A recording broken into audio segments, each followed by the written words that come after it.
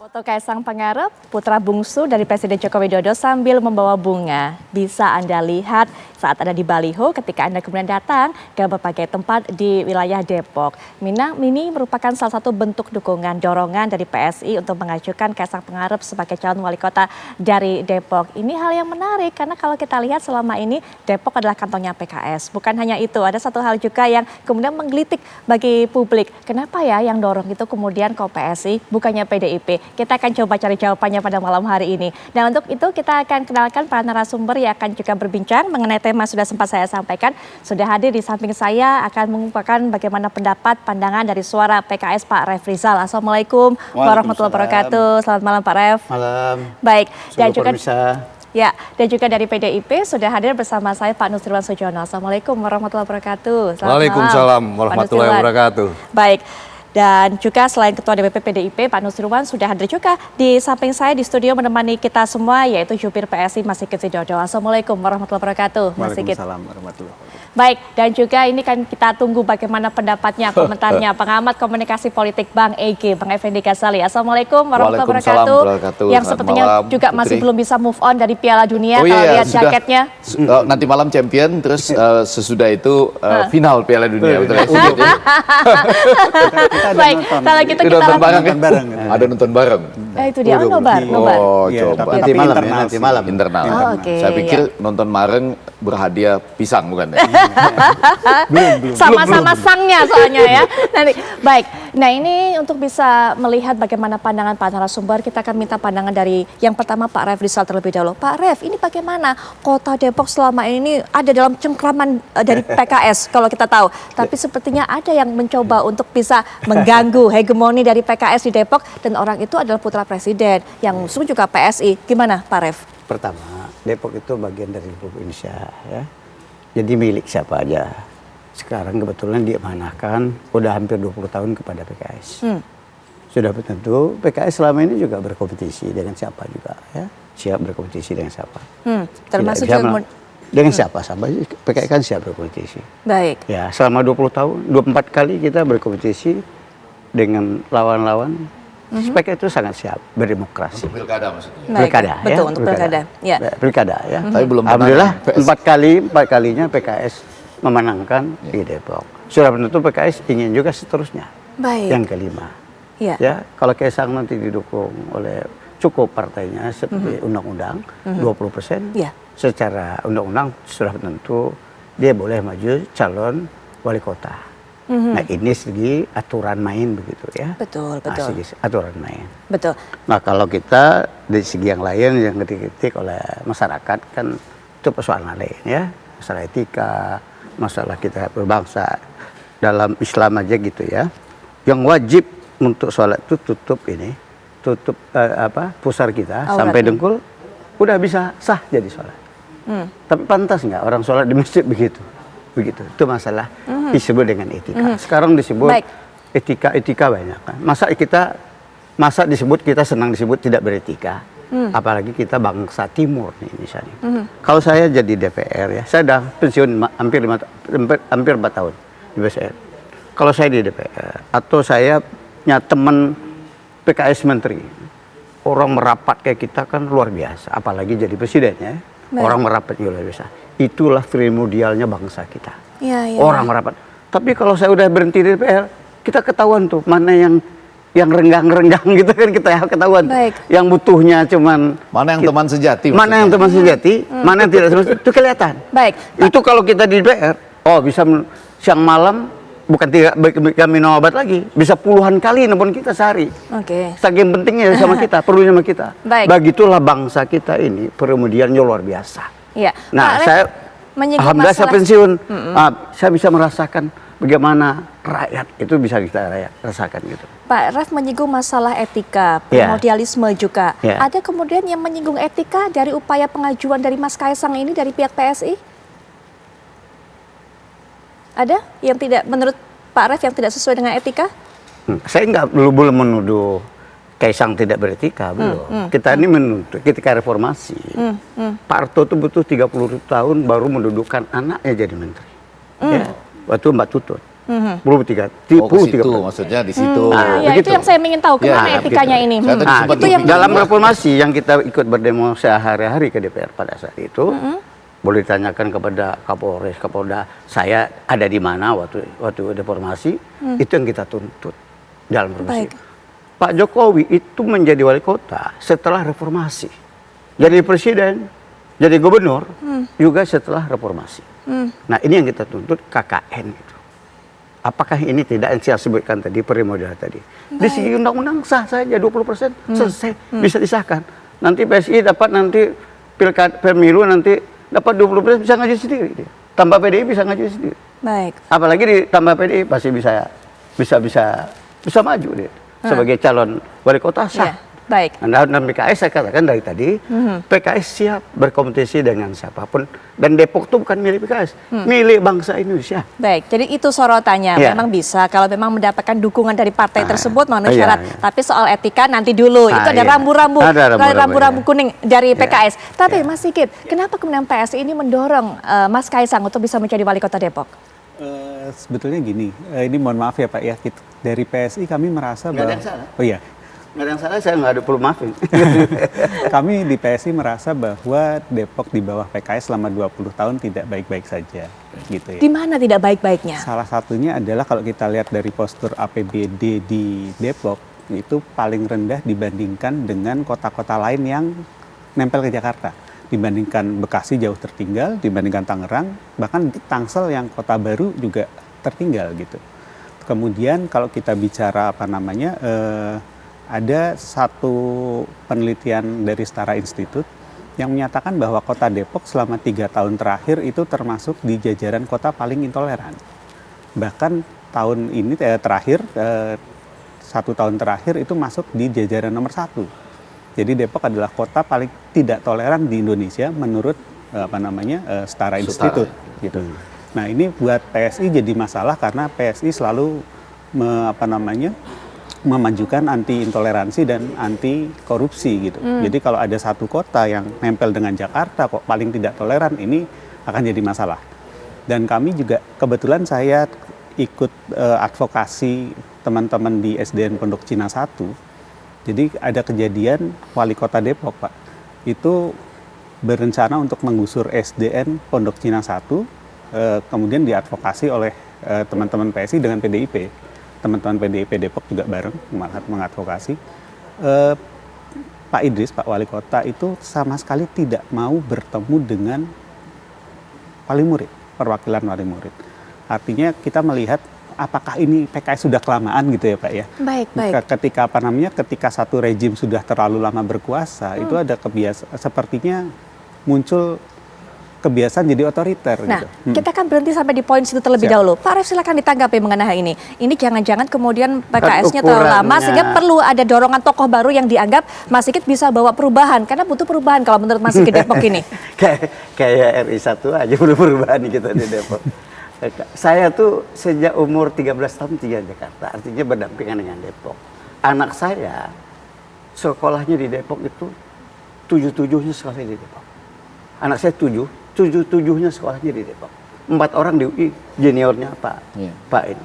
Sekolah SDIT, TK, dari TK, anak saya sekolahnya di Depok.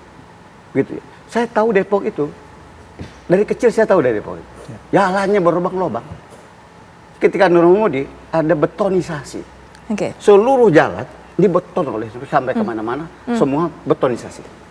Dulu jalan Sawangan itu Pak, Baik. itu berlubang-lubang itu Pak. Kalau Baik. Bapak lama tinggal di Depok, kalau saya bikin liling, karena saya pedagang, bikin liling. Itu jalan berlubang. Setelah Nurmudi, sekarang Depok itu kota terpadat, semacet. Artinya pertumbuhan rumah segala macam sangat luar biasa. Berarti begitu di pertumbuh Depok. dengan pesat, berarti salah penilaian dari Mas Sigit tadi Ya, yang nanti kita mengatakan serahkan tidak masyarakat. baik-baik saja. Nanti kita menilai, nanti kami masyarakat. Ternyata PKS kan 4 kali dipilih oleh masyarakat kan. Oke. Ternyata artinya prestasinya PKS, PS Pak Nurmudi, Pak Idris Somad dinilai oleh masyarakat. Kemarin incumbent menangnya mutlak lagi kan kemarin. Baik, Pak Ref. Idris kan. Ya, Pak Ref, ada juga pertanyaan kemudian. Kalau menurut Pak Ref sendiri, PKS sendiri untuk bisa memimpin Depok itu butuh tokoh yang memang putra lokal, putra daerah sana atau tinggal di sana, atau mungkin bisa dari sosok yang bukan orang asli Depok tapi mungkin punya pemikiran yang bisa mengembangkan Depok. Tapi mungkin nanti Pak Ref, kita akan bahas mengenai hal ini, termasuk Pak Nusirwan bisa berikan komentar juga, karena yang mau ngaju-ngajuin ini PSI bukan PDIP, Pak Nusirwan. Padahal kita tahu bagaimana kemudian peraturan dari PDIP kalau memang keluarga ya sebaiknya ada di partai politik yang sama. Tapi kita akan bahas saat lagi. Tetaplah di Apa Kabar Indonesia Malam Akhir Pekan. Sebelum nanti kita dengarkan bagaimana pendapat Mas Sigit Widodo yang memang kalau kita lihat dari kostumnya yang dipakai hari ini begitu kekeh, sepertinya sudah valid untuk bisa mendukung Mas Kaisang sang menang, itu yang tertulis, yaitu relawan Depok Kaisang menang. Nanti sebelum kita minta pendapat Mas Sigit juga, tapi Pak Ref, terakhir tadi pertanyaan yang saya lontarkan sebelum jeda, kalau menurut PKS sendiri sebenarnya bagaimana sosok yang bisa memimpin Depok ini? Memang haruskah putra daerah sana, besar di sana, tahu permasalahan sana, atau bisa kalau orang itu punya kapabilitas, orang luar bisa cukup layak untuk bisa memimpin Depok? Nah, ukurannya itu partai ya. Yang nyalonkan itu partai. Ya. Apakah tinggal di Depok atau tidak di Depok, ya. Saya jadi anggota DPR warga Jakarta calonkan dari Sumatera Barat. Ya. Tidak ada ukuran-ukuran. Tidak ada ukuran. Ya, tapi yang lebih bagus memang sekarang kita tidak lagi forum media ya. Lebih bagus ya cukup menguasai Depok lah paling tidak. Tahulah tentang Depok. Baik. Ya, paling tidak begitu. Ya. Itu terserah nanti pertimbangan partai-partai yang akan mengajukan. Baik. Penuh dia 20%, dia bisa mengajukan siapa saja, nggak memenuhi syarat, nggak memenuhi seperti yang diinginkan tadi, juga bisa maju kok. Gitu. Siapa saja yang diinginkan oleh partai yang ada oleh suara 20% nanti pemilu tanggal 14. Insya Allah kita pemilu legislatif tanggal 14 Februari, sekalian Pilpres, itu bisa mengajukan calon. Siapa saja tanpa syarat-syarat tadi yang ditentukan bisa dicalonkan. Ya, Mas Sigit Widodo tadi mengajukan memang Depok tidak baik-baik saja dari sudut pandang intoleransinya, tapi salah satunya. Kalau Pak Ref kemudian menghalaunya dengan, tapi soal pertumbuhan pesat kok, sehingga kemudian Depok ini cukup maju. Ya. Ada beberapa yang mungkin jadi catatan ya. Artinya kembali lagi ke postur APBD sendiri yang jumlahnya terakhir naik sampai 4 triliun kalau nggak salah. Tapi itu masih jauh di bawah katakanlah Bekasi dan Tangerang yang di atas 5 triliun. Tangsel aja udah sekitar 4,5 lah. Jadi itu masih jauh. Kemudian ada masalah dengan APBD-nya Depok. Tiap tahun itu silpanya sampai 0,5 triliun. Jadi artinya ada penggunaan anggaran yang tidak tepat sasaran, dan akhirnya kita melihat banyak proyek-proyek yang nggak jalan. Misalnya pada saat perbaikan trotoar di Margonda itu seharusnya ada tiang lampu tuh, tapi lampunya nggak ada. Kemudian ada beberapa tempat di jalan di Depok yang mungkin nggak berlubang Pak, tapi jalannya tetap segitu aja, sempit, kemudian gelap. Banyak tempat-tempat di Depok yang masyarakat sudah mengeluh ini gelap nih, bahaya gitu. Baik. Gitu. Ada catatan-catatan sendiri dari PSI. Tapi terlepas dari itu, terlepas bagaimana kemudian Kota Depok selama ini dipimpin oleh kekuasaan PKS, Pak Nusirwan yang dorong Mas Kaisang ini dari pihak PSI, bukan PDIP, Pak Nusirwan. Mendorong boleh saja, bagus. Jadi mendukung itu kan tidak salah. Inilah di dalam proses demokrasi di Indonesia yang sebetulnya kalau ada yang mengatakan bahwa demokrasi kita ini nggak jelas atau katakanlah, tapi ini adalah sebuah kemajuan yang begitu pesat pasca reformasi gitu. Yang nggak jelas itu yang katakanlah mungkin tidak ikut berperan, itu bisa saja. Sehingga apa yang terjadi di Depok, yang jangan lupa bahwa pilkada itu masih akan berlangsung nanti pada November 2024.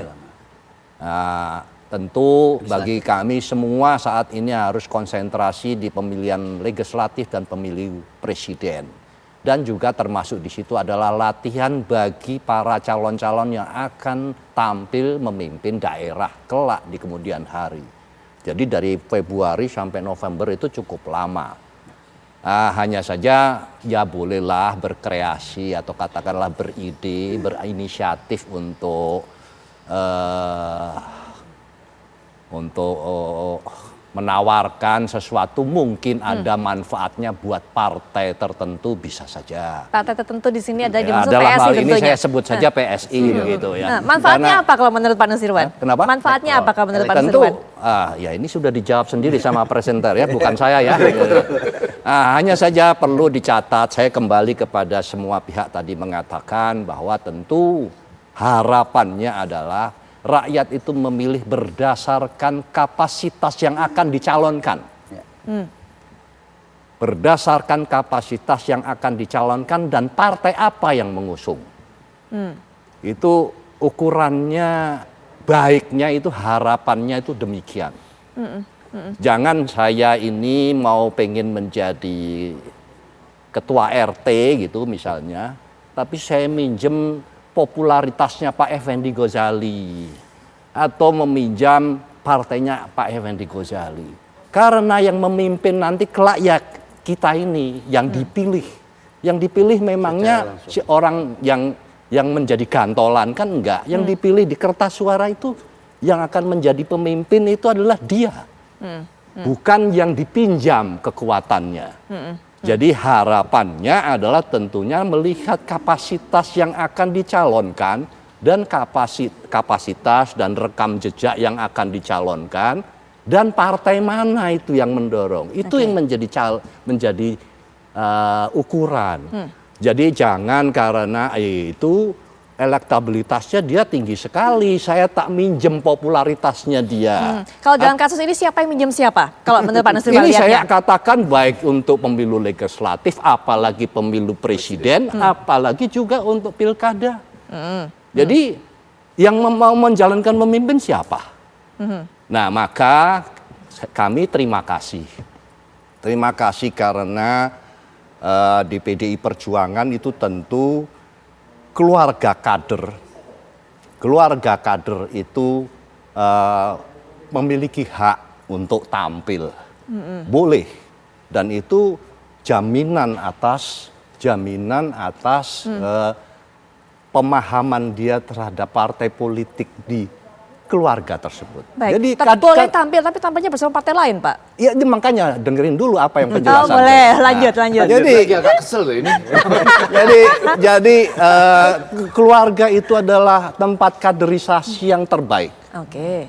Itu acuannya. Acuan bagi sebuah partai politik untuk melakukan kaderisasi dari mana? Paling dekat itu adalah keluarga. Nah, tentu harapannya, dan itu bukan harapan, pasti Pak Jokowi, Mas Gibran, Mas Bobi di Medan, dia sudah paham semua ini. Saya tidak perlu menceritakan di forum di media. Jadi Pak Jokowi itu 2 periode di Solo, Oke. satu periode di Jakarta. DKI, 2 periode di presiden. Ini rumahnya tahu semua seluruh republik, apalagi keluarganya. Nah, Baik. kemudian juga Mas Gibran, wali kota di mana? Di Solo. Keluarganya siapa? Siapa yang partai yang mendukung? Mas Bobi, jadi nggak usah pengumuman. Maka tadi saya katakan bahwa yang paling penting itu mengukur siapa yang kapasitas yang dicalonkan. Oke. Kemudian juga partainya siapa dari mana. Jadi kalau misalnya minjem-minjem atau ya ini kan punya hak, nggak apa-apa. Tapi sebuah pembelajaran bagi rakyat. Hak minjem maksudnya. Hak minjem boleh kan? Untuk populer ya boleh lah. Oke. Kenapa ini korelasinya? Apa saya tadi sampaikan? Ini masih pertandingan pilkada itu berlangsung di bulan November. Betul. Jadi, loh kan pertanyaannya kenapa kok masih subuh-subuh begini kok sudah bergerak? Udah subuh apa belum? Hah? Malah mungkin belum subuh, malah Isya baru mau menjelang tahajud malam ya. Tapi kan boleh juga kan beride karena nanti Februari mau pertandingan pemilu legislatif dan presiden. Nggak masalah. Iya. Tapi ini adalah bagian dari pembelajaran politik yang kita tidak boleh. Partai politik itu bertugasnya adalah Pak Effendi Ghazali bahwa jangan lupa, pengamat itu kadang-kadang suka lupa. Partai politik itu kewajibannya adalah tugasnya adalah juga memberikan pendidikan politik bagi rakyat yang benar, memberikan pendidikan politik yang benar, termasuk diantaranya ada etika. Ya, etika sama kepatutan itu tidak ada di dalam aturan. Jadi ini merupakan kita juga harus melihat ini kayak begini patut nggak ya? Ini etikanya pantas apa enggak? Ini bagian dari pembelajaran partai politik kepada rakyatnya. Baik. Nah, kalau PDI Perjuangan itu kita lakukan dengan tertib. Jadi berkaitan dengan keluarga dan sebagainya, nggak usah khawatir. Itu pada saatnya nanti akan sampailah. Supaya clear aja Pak, supaya clear ada PSI-nya Iya, juga di sini. jadi PSI mendompleng Pak popularitas dari Mas Saya Kaisang. tidak mengatakan gitu, baca sendiri apa pernyataan saya. Baik, nanti Pak Nusirwan, kemudian jika Mas Sigit bisa berikan pandangan, tapi Bang Ege kalau melihat sebenarnya ini semua baliho terpasang PSI dengan Mas Kaisang, memang Mas Kaisang mau berencana maju ke sana atau cuma gimmick politik sih? 3 hal nih. Yang pertama, sang menang, sang Kaisang, sang pisang. Itu saya harus menyebut gitu walaupun orang nanya, oh apa pisang. Yang kedua, saya berteman dengan beliau kalau nonton bola. Waktu sama-sama nonton tim Indonesia di Singapura, kemarin pembukaan Piala Presiden, untuk berkomunikasi orangnya enak. Tetapi kemudian kalau kita lihat dari teman-teman yang hadir di sini, para senior saya, Bang Refrizal kan sebetulnya ingin mengatakan Depok itu baik-baik saja loh di bawah kami sudah sekian lama. Abang dan Nusirwan ingin mengatakan bahwa tadi itu menjadi 2 tuh. Begitu muda usia, dan begitu mudah pakai H. Nah, kalau yang mudah ini, itu ada analogi, harus masuk peningkatan kapasitas dulu. Ada sekolah partai, kata Pak Sekjen, dalam keterangannya ketika menyangkut ini. Lalu Mbak Puan nanya, kenapa nggak lewat PDI Perjuangan? Tapi orang bisa menanyakan juga loh ke Bang Nusirwan secara kritis kan, ini bukannya kegagalan pendidikan partai di dalam, sehingga dilepas ini sekarang, dilepas kan? Jadi artinya kalau Gibran oke, kemarin karena anggota partai, begitu ketemu lagi di markas PDI Perjuangan, sudah tegak lurus bersama dengan PDI Perjuangan ya. Nah sekarang Kaisang kan anak dari keluarga kader terbaik gitu ya. Betul. Jangan-jangan PSI ingin mengatakan, jangan-jangan loh ini saya kan boleh loh ya, kemana-mana. Daripada dia pakai kaos Prabowo, lebih baik dia pakai PSI menang, wali kota Kaisang, dan kemudian sang pisang. Kenapa saya bilang sang pisang? Sang pisang ini untuk menunjukkan apa betul ya, saya juga berpikir loh ini, Bang Nusirwan, Mas Sigit. Orang begitu muda nih tanpa H. Lalu belum punya pengalaman di birokrasi kan? Belum pernah jadi salah satu pemerintahan dimanapun gitu ya. Agak terkenal karena sang Kaisang dan sepak bola ya. Itu ya, mengajukan sepak bola. Nanti Depok kalau dia jadi pasti maju sepak bolanya. Tapi kemudian masuk ke Depok sebagai wali kota di sebuah kota yang nyaris merupakan satelitnya Jakarta dengan segala tingkat yang bahkan kalau Anda jelaskan semakin membuat sulit loh kita menangkapnya. Semakin Anda mengatakan tidak gampang menata Depok, semakin kita bertanya, sang pisang bisakah? Gitu. Jadi ini kalimat beliau ini punya 2 sisi. PKS dengan tokoh yang sudah berpengalaman di situ begitu lama, itu punya kegagalan-kegagalan ya atau kekurangan. Kenapa dia bisa ya?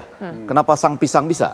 Tapi balik ke simbol, kalau nanti ditampilkan di belakang kita lihat tuh, ada simbol Kaisang dengan bunga. Betul. Ini menarik karena biasanya betul Abang dan Nusirwan, yang kita tarik ke depan itu sekarang pemilu presiden dan pemilu legislatif. Ya. DPR, DPRD gitu. Tapi sekarang teman-teman ini menariknya jauh lebih cepat sampai ke pemilu legislatif. Tapi sambil mengingatkan 14 Februari. Lihat dong, itu kembang. Itu simbol Valentine. Betul. Dan Valentine atau Valentine ya, saya baca bahasa Indonesia aja, Valentine. Nah itu adalah salah satu bagian dari 5 indikator yang disampaikan oleh Setara Institut tentang intoleransi. Jadi kurang lebih pesan itu ingin menunjukkan kalau Kaisang jadi wali kota, Anda misalnya bisa bebas merayakan Valentine. Merayakan Hari Valentine, yang tentu akan merupakan kelemahan ketika misalnya itu didasarkan pada basis pemilih PKS yang sekarang dengan 12 kursi ya PKS itu. Nah, tetapi untuk 10 kursi PDI Perjuangan dan 10 kursi Gerindra ditambah sekarang masih 1 loh. Sehingga saya menyebutkan perjuangannya ini seperti Inter Milan melawan Manchester City. Mereka ingin 6 kursi ya kan? Kalau mau maju sendiri 10, ya kan? 10. Iya. Jadi dengan demikian pasarnya ada. Minimal ada 20, ya. Nah, tapi tentu kalau menurut saya setuju. Mereka kan nggak bisa mengusung sendiri. Betul. Sekarang sudah dijawab oleh Kan belum pilih itu. iya, makanya dengan 1 nanti target 6 pun belum bisa gitu. Targetnya 6 loh ini ya. Mudah-mudahan 10 kata mereka. Nah, yang sudah menyajikan tangan persahabatan itu Gerindra. Yang notabene berhadapan dengan PDI Perjuangan di Pilpres 14 Februari. Jadi ada Gerindra yang sudah menyampaikan salam, ya kan? Sudah menyatakan mendukung ini untuk sang menang, sang kaisang, sang pisang ini di Depok gitu. Betul. Nah, tetapi dengan PDI Perjuangan ini kan agak terkesan seperti terlanjur cepat mendeklarasikan siapa jadi calon presiden. Nah, ini harus diselesaikan secara adab nih. Nah, ini nanti kita akan berikan kesempatan tentunya Mas Sigit kemudian juga PDIP, tapi setelah jeda berikut ini kami akan segera kembali saat lagi. Dan sebelum kita kembali lagi mendengarkan bagaimana pernyataan dari para narasumber, kami bawa Anda terlebih dahulu untuk bisa melihat sebenarnya masyarakat Depok setuju nggak kalau Mas Kaisang ini kemudian memimpin Depok sebagai wali kota Depok. Rekan kami Iksan juga akan mengabarkan untuk Anda. Silakan. Ya, selamat malam Pupi dan juga pemirsa. PSI menang, wali kota Kaisang. Itulah tulisan yang terpampang nyata di salah satu baliho di salah satu titik di kota Depok. Dan saat ini saya ingin bertanya kepada masyarakat bagaimana sih tanggapan mereka mengenai isu mau naiknya Kaisang atau putra bungsu Presiden Joko Widodo sebagai bakal calon wali kota Depok di pemilu 2024 yang akan datang. Nah, saat ini saya tengah berada di salah satu titik di kawasan Depok. Mari ikuti saya untuk bertanya kepada masyarakat bagaimana tanggapan mereka. Selamat malam, Mas. Maaf, boleh minta waktunya? Malam, dengan Mas siapa, Mas? Angga. Mas, ini kan ada isu bahwa Kaisang ingin naik jadi wali kota Depok ya. Ini menurut Mas setuju atau enggak? Kalau saya sih setuju-setuju aja, Mas. Setuju aja, kenapa Mas? Udah saatnya lah generasi milenial untuk bisa jadi pemimpin daerah, itu suatu hal yang baru. Apalagi Kaisang kan juga anaknya Pak Jokowi, kakaknya, bahkan iparnya juga kepala daerah juga kan. Jadi bisa sharing atau berbagi ilmu lah gimana caranya jadi pemimpin daerah yang baik dan bikin Depok jadi lebih maju lagi. Tapi kan ini kan mengingat umur Mas Kaisang ini masih terlalu muda, Mas. Pemimpin yang masih sangat muda. Ini menurut Mas tanggapannya seperti apa, Mas? Ya muda juga bukan berarti nggak bisa kerja kan. Kerja gitu. Dia kan itu tadi dia bisa terus belajar. Apalagi sekarang dia belum kader partai. Belum kan? Ya intinya partai apapun lah nanti yang mengusung beliau jadi Depok 1 itu intinya jangan pernah berhenti belajar. Berhenti belajar. Terima kasih banyak Mas Angga atas waktunya.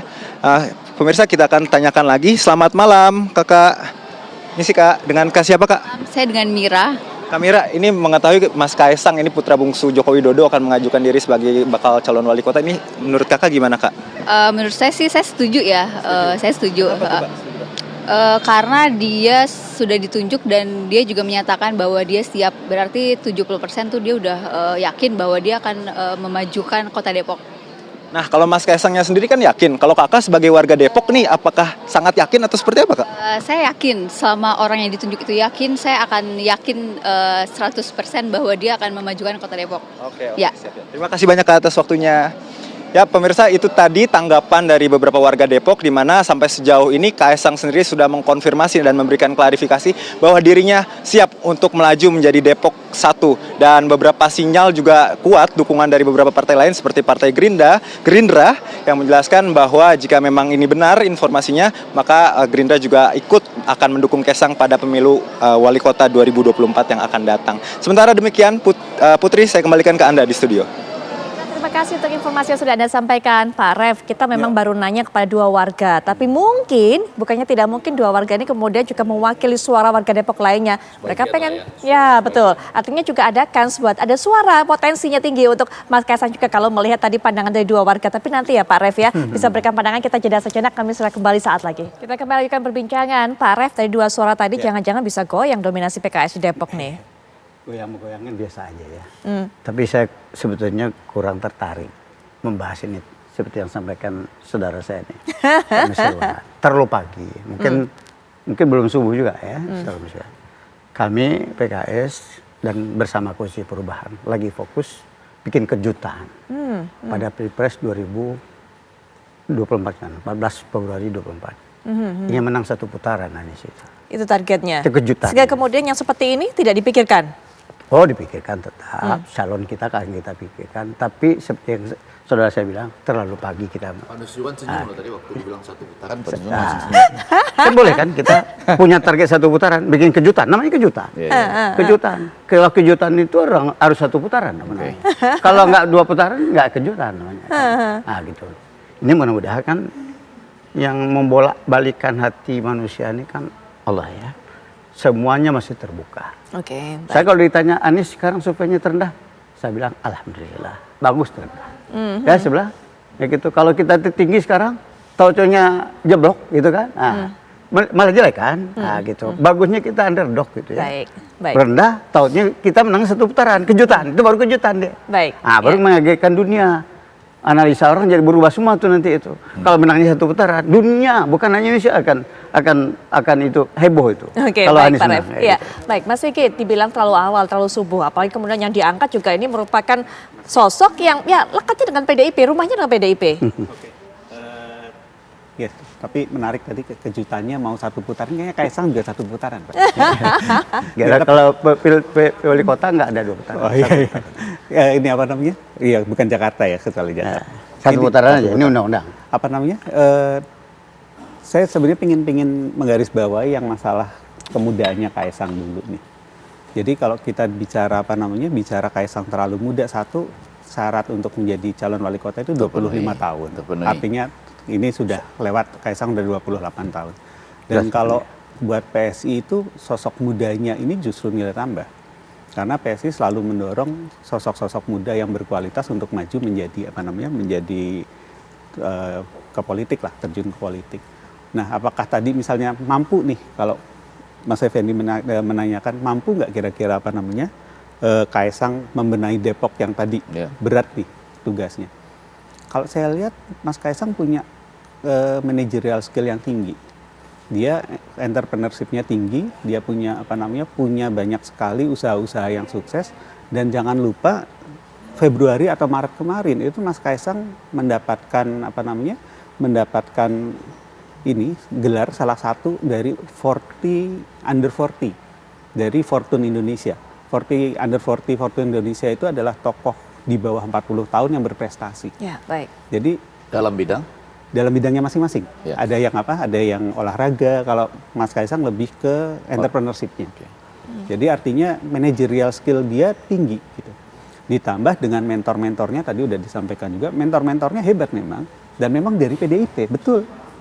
Kita menghormati itu, artinya ada Pak Jokowi yang kita akui sebagai presiden terbaik gitu ya. Ada Mas Gibran yang sukses di Solo, ada Mas Bobi yang bisa membenahi Medan gitu. Itu kita akui, dan memang itu PDIP. Dan kalau misalnya pun nanti Mas Kaisang maju dari PDIP ya, kita senang-senang aja sih Pak. Kita koalisi aja Pak. Karena buat kami sebetulnya sosok Mas Kaisang ini diperlukan untuk menyatukan suara-suara kelompok nasionalis di Depok. Sehingga nggak masalah buat PSI, misalnya nanti Mas Kaisang karena misalnya memang ada aturan bahwa keluarga dari satu partai harus ikut kalau partai saya itu. Sih nasionalis sudah selesai kita. Ya. Kita ini nasionalis semua. Siap. Ada lagi dikotomi, jangan lagi kita mengkotomi itu. Cabalah. Baik, Pak Ref, ya. Jadi kalau kami ingin mengajukan ini, dan menurut saya sih ya nggak ada masalah siapapun gitu. Mas Kaisang masuk PDIP kita senang-senang aja. Baik, oke. Masuk PSI ya bahagia sekali gitu ya. Tapi nggak ada masalah. Artinya kita berharap kalau nanti Mas Kaisang masuk PDIP juga mencalonkan Mas Kaisang. Sehingga bisa kita usung bareng nih Pak. Baik. Gitu, kira-kira seperti itu. Baik, Pak Nusirwan, silakan mungkin penutup juga diberikan tanggapan terakhir. Apa kita diajak juga koalisi aja ya Pak kalau gitu, kalau sama-sama dorong Kaisang. Ya, kalau saya yang pertama dulu, saya sampaikan yang berkaitan dengan muda tadi ya. Mas Gibran pun pada waktu tampil di Solo juga kategorinya juga pada waktu itu usianya mirip-mirip saja dengan adiknya sekarang yang mau didorong yang masih pagi ini tadi gitu ya. ternyata juga bisa. Bahkan kemarin Mas Gibran di Rakernas menampil salah satu di antara 5 kepala daerah kita yang diminta bicara di forum rapat kerja nasional. Jadi itu kalau di tempat kita itu ada ukurannya, mana yang berhasil dan sukses. Ternyata dengan usianya pada waktu tampil di Solo mampu untuk menjalankan pada usia pada waktu itu. Jadi itu bisa terjawab gitu ya. Berkaitan dengan nanti kelak di kemudian hari, ya tentu karena ketentuan peraturannya pencalonan itu kan dari partai politik. Maka kalau ya ini yang sangat pagi ini tadi sudah ada yang mendukung, kami sangat gembira. Ternyata kader dari keluarga kader teman-teman yang saat ini berada di posisi-posisi pemerintahan maupun itu ternyata layak menjadi tempat untuk ditampilkan.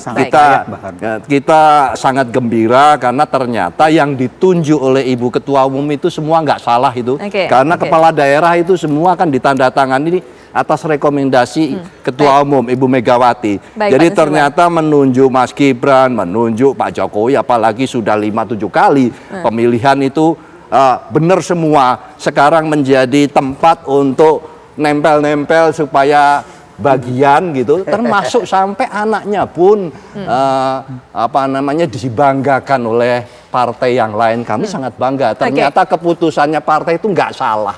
Maka besok pilihlah partai yang menunjuk orang yang benar. Baik Pak Nusirwan.